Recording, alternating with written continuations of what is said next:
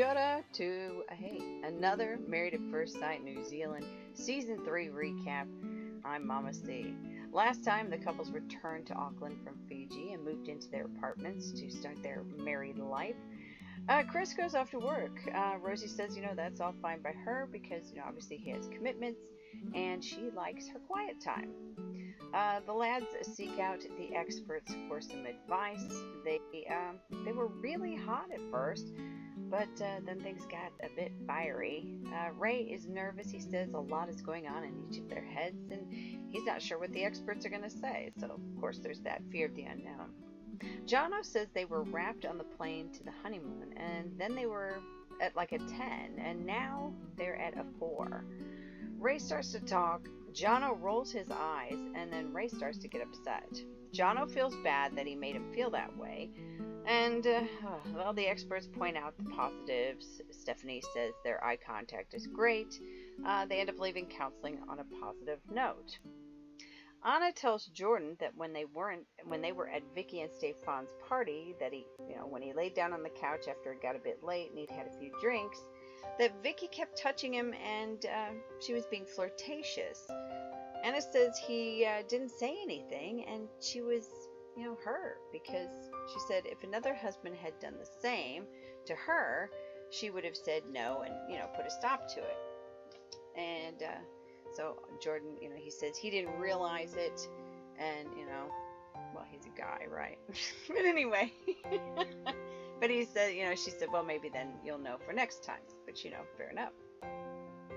She anyway, so she said her insecurities from being cheated on has hit her, and she trusts him enough to talk it out, and she feels like she's married and she feels like she did well with communication because instead before she wouldn't have talked it out, whereas now she did. All right, Jimmy calls Carmen from the other room, and he asks her out on their first official date. It was actually really cute. I enjoyed that. They're so funny. I just love these two. Rosie goes to Chris's work with a picnic. She said she's tried spontaneity. He asks her how she's feeling. She says she wasn't interested at first and there's no chemistry. She says, do you think we'll get in a deeper relationship? And she says, with time and longer than 5 days. Anna goes to Vicky to discuss her issues with the flirtation with Jordan. Vicky wants to curl up in a ball, and she feels bad, of course. She says she's sorry for being flirty, even though her memories are hazy because she was drinking. She says she's a very tactile person, and maybe sometimes that is misconstrued. Jono takes Stefan on a makeover date. Stefan is excited for the transformation, blah, blah, blah. And he gets a haircut, and already, he looks so much better. And then off they go to shopping, which is really cute. Of course, then we have the big reveal, and he looks great. And Vicky's impressed, and she says, hey, he's hot. And she tells him about the whole Anna Jordan flirtation situation, and she says she's sorry and that he can still trust her. So on to Jimmy and Carmen on their big beer tasting date. This was cute, but of course, knowing these two, they have to have some sort of wager. So they have a sculling competition and wager that whoever loses then has to get ink that the other person has drawn out for them. Well, of course, Jimmy wins because I swear the man just opened his throat and just poured it down before she even had a chance to really gulp anything. But yeah, so he draws a W over an anchor. Yeah, wanker. And she says she'll get it. So there you go. All right, Rose and Chris go to the experts for help. Rose says there's no attraction, and Chris said he had no attraction initially as well. Rose says usually she has instant attraction, but that didn't happen with Christopher. Chris wants her to see the real him. Stephanie points out that half of long-term relationships are slow burners, and they seem positive, so that's good, right? Jono gives Ray a massage while he says he couldn't go out during the week or he'd be shattered, whereas Ray goes out a lot. I mean, like, I guess several times a week or every night or whatever, and isn't willing to change that part of himself. He calls himself a party guy.